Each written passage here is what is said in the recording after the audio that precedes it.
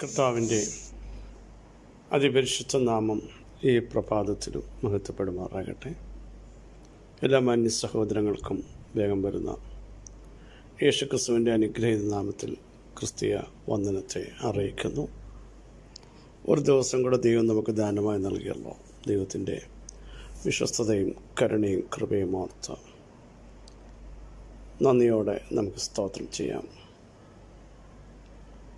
വരുവിൻ വണങ്ങി നമസ്കരിക്കാൻ നമ്മെ നിർമ്മിച്ച യഹോവയുടെ മുമ്പിൽ മുട്ടുകുത്തുവാൻ തയ്യാറാകുമ്പോൾ നമ്മെ തള്ളിക്കളയാത്ത, നമ്മെ ഉപേക്ഷിക്കാത്ത, നമ്മെ കൈവിടാത്ത, കരം പിടിച്ച് നടത്തുന്ന കരുണാമയനായ കർത്താവ് ഇന്നും ജീവിക്കുന്നു.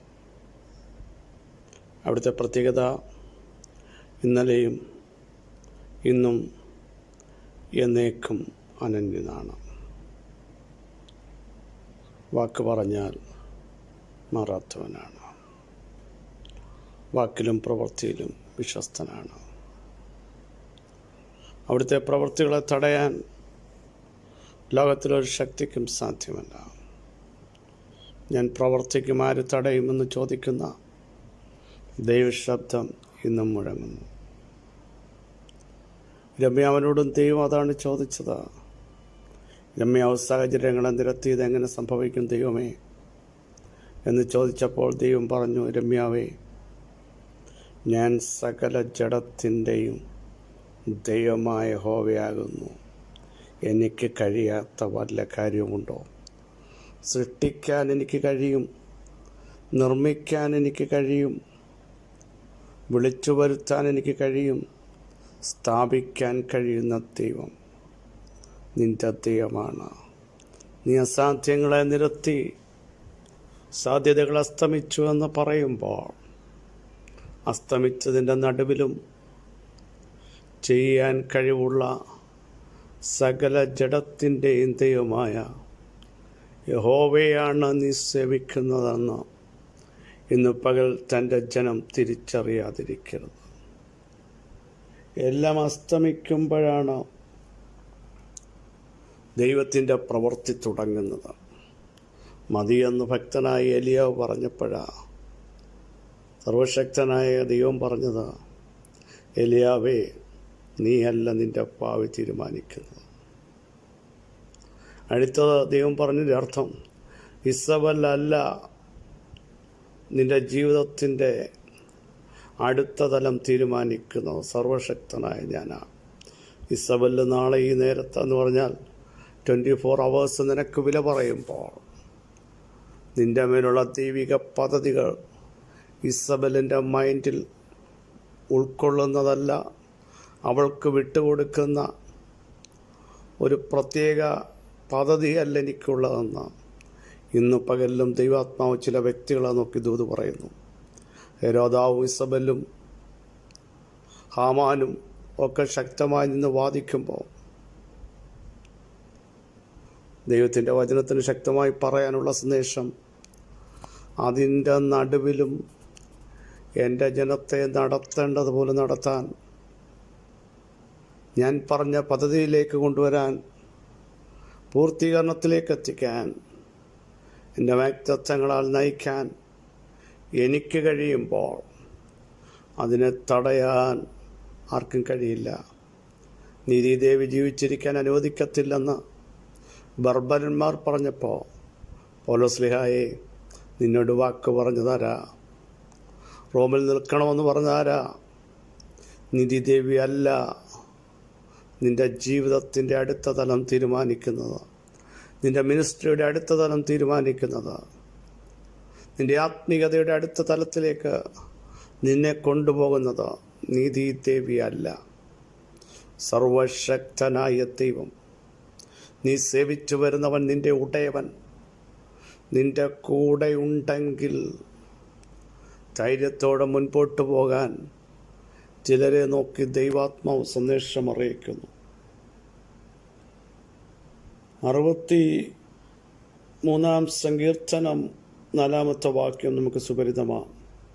എൻ്റെ ജീവകാലമൊക്കെയും ഞാൻ അങ്ങനെ നിന്നെ വാഴ്ത്തും, നിൻ്റെ നാമത്തിൽ ഞാൻ എൻ്റെ കൈകളെ മലർത്തും. സ്തോത്രം. എൻ്റെ ജീവകാലമൊക്കെയും. ഭക്തനായ ദാവീദ് പറയുകയാണ് ഈ സങ്കീർത്തനത്തിൻ്റെ തുടക്കത്തിൽ, സാഹചര്യങ്ങൾ അനുകൂലമായപ്പോഴല്ല പറയുന്നത്, പ്രതികൂല സാഹചര്യം വന്നപ്പോഴാണ് പറയുന്നത്. എൻ്റെ ജീവിതത്തിൻ്റെ എല്ലാ കാലങ്ങളിലും സുഖം വരട്ടെ, ദുഃഖം വരട്ടെ, ദാരിദ്ര്യം വരട്ടെ, ശൂന്യത വരട്ടെ, ഓടിപ്പോകേണ്ട അവസ്ഥ വരട്ടെ, ഞാൻ ഈ ദൈവത്തെ വാഴ്ത്തും. നോക്കൂ, 63-ാം സംഘത്തെ പറയുന്നു, ദൈവമേ അങ്ങ് എൻ്റെ ദൈവമാണ്, അങ്ങ് എൻ്റെ ദൈവമാണ്. വ്യക്തിപരമായി ഇന്ന് പകൽ എത്ര പേർക്ക് പറയാൻ കഴിയും അവിടുന്ന് എൻ്റെ ദൈവമാണ്? എപ്പോഴാണ് പറയുന്നത്? വെള്ളമില്ലാതെ ഉണങ്ങി വരണ്ട ദേശം, വരണ്ട അവസ്ഥ, മരുഭൂമിയുടെ അവസ്ഥ. യഹൂദ മരുഭൂമിയിൽ വെച്ചാണ് താൻ ഇത് ചമച്ചത്. വരണ്ടുപോയ അവസ്ഥ, കിളിർപ്പുകൾ കാണാൻ പറ്റാത്ത അവസ്ഥ, പ്രതികൂലങ്ങൾ മുറുകുന്ന അവസ്ഥ,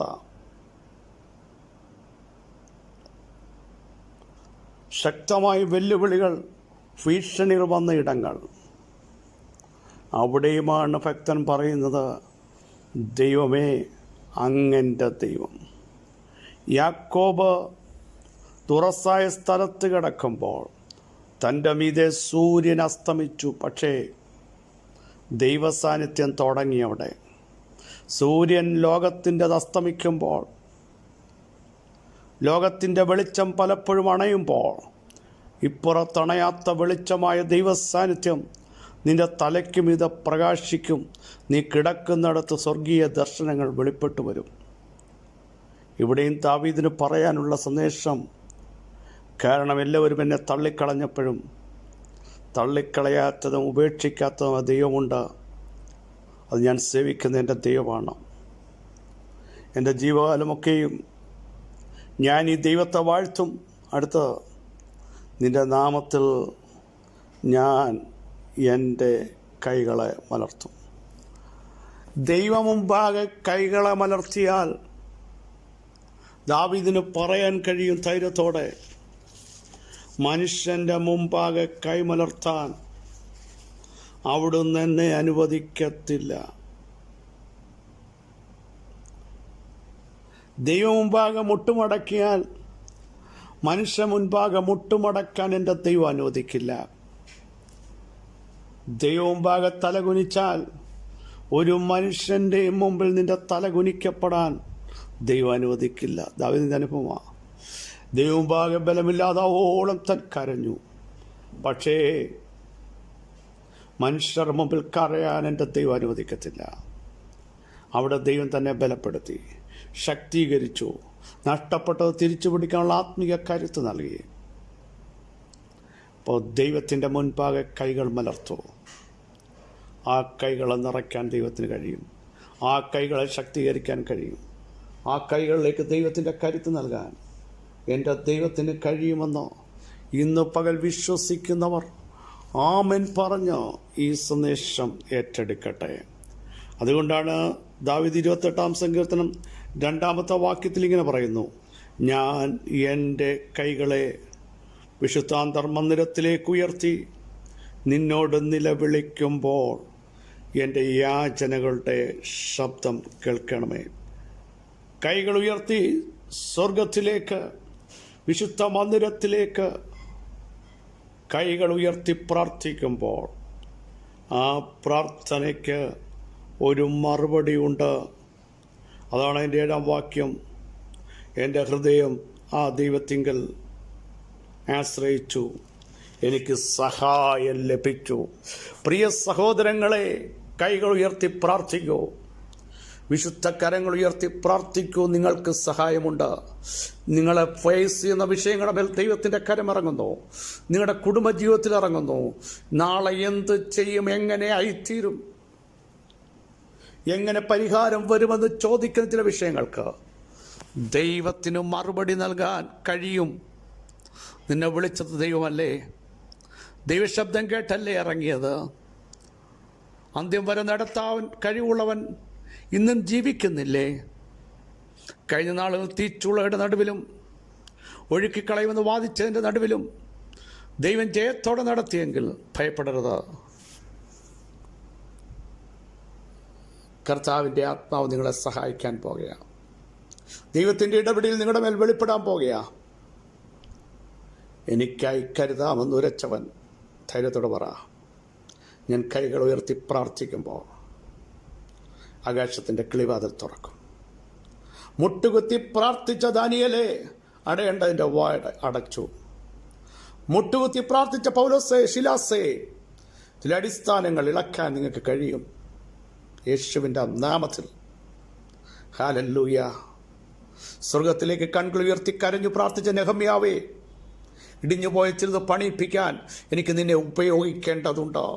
ഇടുവുകളെ നന്നാക്കാൻ, തകർച്ചകളെ മാറ്റാൻ, എഴുന്നേൽപ്പിക്കത്തില്ലെന്നും പണിയിപ്പിക്കത്തില്ലെന്നും പറഞ്ഞ് നിന്നെ ഒതുക്കുന്ന, നിന്റെ കുടുംബത്തെ ഒതുക്കുന്ന, നിന്റെ പൈതങ്ങളെ ഒതുക്കുന്ന ചില മണ്ഡലങ്ങളിൽ പരിശുദ്ധാത്മാവിൻ്റെ ശക്തി നിന്റെ ശിരസ് മുതൽ പാദം വരെ ഇന്ന് പകൽ പ്രവഹിക്കുന്നു.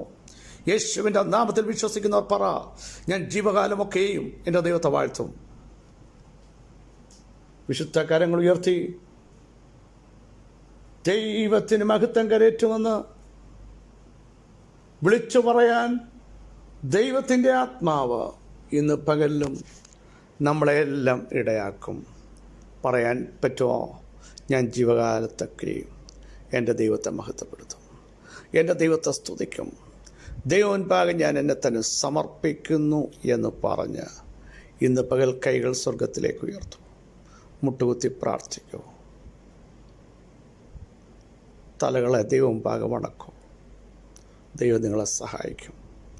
കരച്ചിലിൻ്റെ ശബ്ദം കേൾക്കുന്നവൻ, വിലാപത്തെ നൃത്തമാക്കുന്നവൻ, രട്ടിനെ സന്തോഷമാക്കുന്നവൻ നിങ്ങളുടെ മധ്യമുണ്ട്. അവൻ മരണത്തെ ജയിച്ചവനാ. അവൻ കല്ലറകളെ ഭേദിച്ചവനാ. അവിടുന്ന് രാജാതിരാജാവാണ്. ഇറങ്ങി വരാൻ കഴിവുള്ളവനാണ്. പരസ്പരം പലതും പറഞ്ഞ് വിഷമിക്കരുത്. പരസ്പരം പലതും പറഞ്ഞ് നിരാശയുടെ അടിത്തട്ടിലേക്ക് നീങ്ങരുത്. നിങ്ങൾക്ക് വേണ്ടി പ്രവർത്തിക്കാൻ കഴിവുള്ളവൻ നിങ്ങളുടെ മധ്യമുണ്ട്. അവൻ്റെ പേര് നസറനായ യേശു ക്രിസ്തു. വിശ്വസിക്കുന്നവർ സ്തോത്രം ചെയ്യും. പിതാവേ, ഇന്ന് പകലിൽ ഞങ്ങളെ കേൾപ്പിച്ച ശ്രേഷ്ഠയാലോചനയ്ക്കായി സ്തോത്രം. അങ്ങയുടെ മഹത്വമുള്ള ഭുജത്തിനായി സ്തോത്രം. ഞങ്ങളെ കേൾപ്പിച്ച ആലോചനയുടെ ശക്തി ഇന്ന് പ്രഭാതത്തിൽ ഞങ്ങൾ ഏറ്റെടുക്കുന്നു. എല്ലാ കാലത്തും ഞങ്ങളെ ഹോവ വാഴ്ത്തുമ്പോൾ, ഞങ്ങളുടെ കൈകൾ അങ്ങിലേക്ക് മലർത്തുമ്പോൾ ആ കരത്തെ നിറയ്ക്കുന്ന, ഞങ്ങളെ ശക്തീകരിക്കുന്ന, ഞങ്ങളുടെ കാലുകളെ പെടമാൻ കാൽ പോലെയാക്കി ഗിരികളിലേക്ക് ഞങ്ങളെ കയറ്റുന്ന ദൈവശക്തിക്കായി സ്തോത്രം. യേശുവിൻ്റെ നാമത്തിൽ വിടുതൽ വ്യാപരിക്കട്ടെ, സൗഖ്യം വ്യാപരിക്കട്ടെ, ബലം വ്യാപരിക്കട്ടെ, അടഞ്ഞത് തുറക്കട്ടെ. ഉണ്ടാവത്തില്ല എന്ന് പറയുന്ന ചിലയിടത്ത് ദൈവം ചില പ്രവർത്തികൾ നസറേൻ്റെ നാമത്തിൽ വെളിപ്പെടുത്തുന്നു. ധൈര്യത്തോടെ പറ, എൻ്റെ ദൈവം എനിക്ക് വേണ്ടി കരുതിയിട്ടുണ്ട്, എൻ്റെ കുടുംബത്തിന് വേണ്ടി കരുതിയിട്ടുണ്ട്. ആരും പ്രവർത്തിക്കാതെ പ്രവർത്തിക്കാൻ കഴിയുന്ന, ആരും തുറക്കാതെ തുറക്കാൻ കഴിയുന്ന ദൈവ സാന്നിധ്യം ഇന്ന് പകൽ തിരിച്ചറിയട്ടെ. യേശുവിൻ്റെ നാമത്തിൽ പിതാവേ, അവിടുന്ന് അങ്ങനെ ചെയ്തിരിക്കാൻ സ്തോത്രം. സകല മഹത്വവും തൃപ്പാദത്തിൽ അർപ്പിക്കുന്നു. യേശുക്രിസ്തുവിൻ്റെ ധന്യമുള്ള നാമത്തിൽ കൃപയുണ്ടായി പ്രാർത്ഥന കേൾക്കണമേ. ആമേൻ, ആമേൻ, ആമേൻ. ക്രിസ്തുവിൽ വാത്സല്യ സഹോദരങ്ങളെ ധൈര്യത്തോടെ പറ, എൻ്റെ പ്രാർത്ഥനയ്ക്ക് റിസൾട്ട് ഉണ്ടാകും. ഞാൻ കൈകൾ മലർത്തിയ ദൈവസന്നിധിയിലാണ്, മനുഷ്യൻ്റെ മുമ്പിലല്ല. അതുകൊണ്ട് റിസൾട്ട് വരും. വിശ്വസിക്കുന്നവർ സ്തോത്രം ചെയ്യൂ. ഈ വചനങ്ങളാൽ കർത്താവ് നിങ്ങളെ സഹായിക്കട്ടെ. ക്രിസ്തുവിൽ നിങ്ങളുടെ സഹോദരൻ പാസ്റ്റർ ബിജു മാത്യു.